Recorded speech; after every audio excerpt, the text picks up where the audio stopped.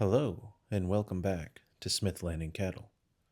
As a recap of our first episode, we purchased this 42-acre New England property with the dream of converting it into a sustainable farming operation. We took a short tour of the property and got right to work. Spring is fastly approaching, and our first animals will be coming to the property in just a few short weeks. Lots of work to do in the meantime. We began by surveying the property and trying to select our best area to build fence, surveying the damage of previous windstorms and taking inventory of all the work to come, fence lines to clear, rock walls to reclaim, brush to remove, trees to cut.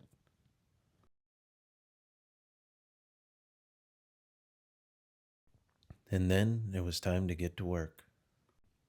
I started clearing future fence line with the Echo brush cutter. It works best for stuff under 2-inch diameter, and then moved on to the bigger saw, the Husqvarna, to do the heavy lifting and get the trees.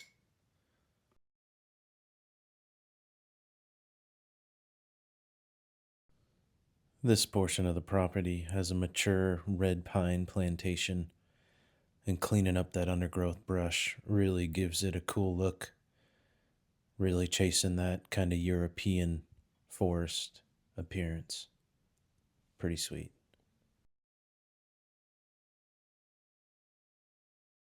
So now that you're all caught up on this week's episode, before we can get any cattle, we got to build some fence. I tried to plan ahead as much as possible and get all the stuff I'd need. Got some 6.5-foot T-posts, post pounder, some Beckert high tensile wire, and a box of goodies.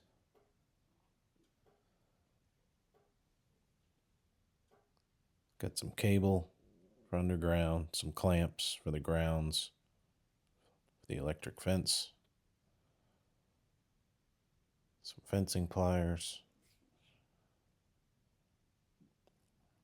tester, so once we get this thing all hooked up, make sure she's hot. It's a good charger I picked up. Should keep this thing nice and hot. Not dog friendly, it says. Very important. Some fancy gate latches. This wouldn't be messing with chains or anything. Figured this be a good sturdy option. Try it out. And I think that's about it in there. In this box here, we got some product, some insulators from a company, Lockjaw. Not sponsored, but wanted to give this company a shot. These little setups here allow you to use T-posts to make a strong corner for hopefully a faster build than putting in big wood H-braces for this first go. But got some white insulators. Should work out pretty good. Time to get the truck all loaded up and get to work.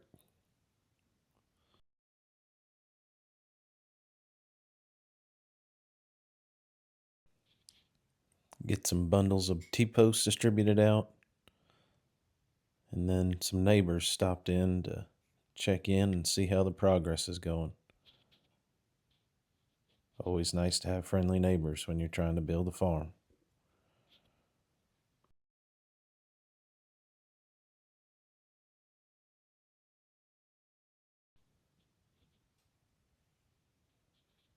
We're trying to space these posts out about 30-35 feet apart. This is just a temporary setup to get us through this first summer. And then there'll be some big changes to the farm this fall. This section of fence will all be coming down anyways, so it's not that necessary to have it perfected this go round. Just good enough to use and last the summer.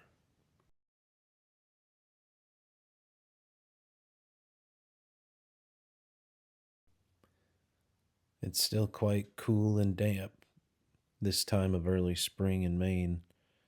Definitely not out of sweatshirt season yet.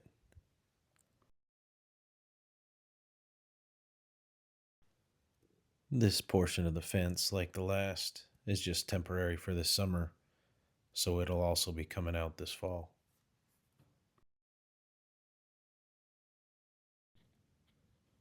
This frame looks out on the old runway, and I'm walking towards the property stake that divides the original parcel down the middle.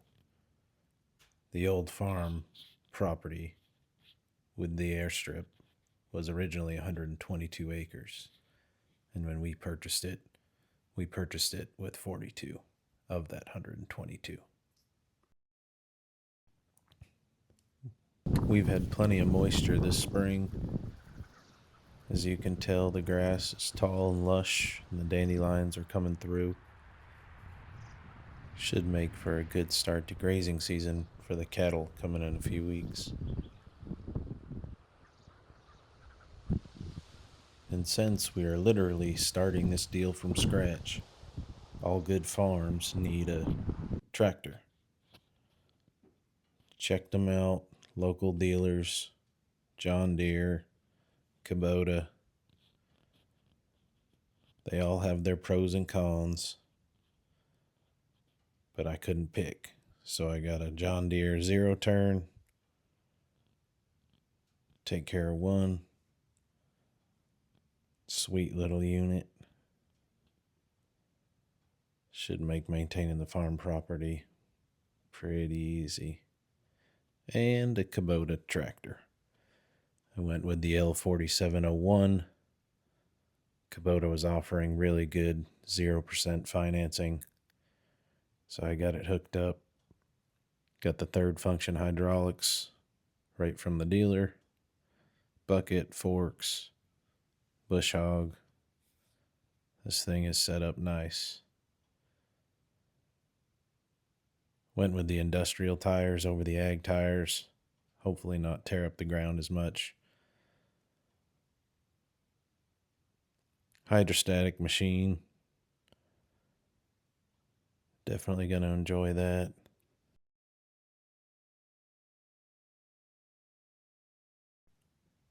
Seven-foot bush hog. Definitely going to be putting that thing through its paces here shortly. So we're expanding the pasture and reclaiming overgrown land. But man, that orange paint looks good.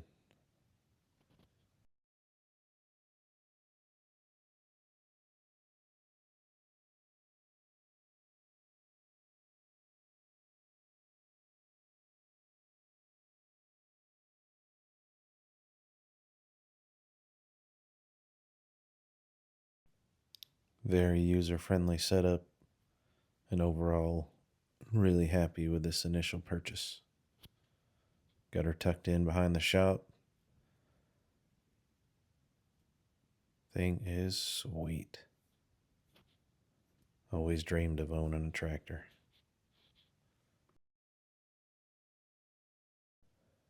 Can't wait to get this thing out and working. Next episode, we'll be wrapping up the fencing and heading to the auction.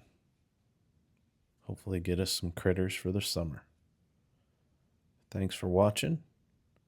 We'll see you next time.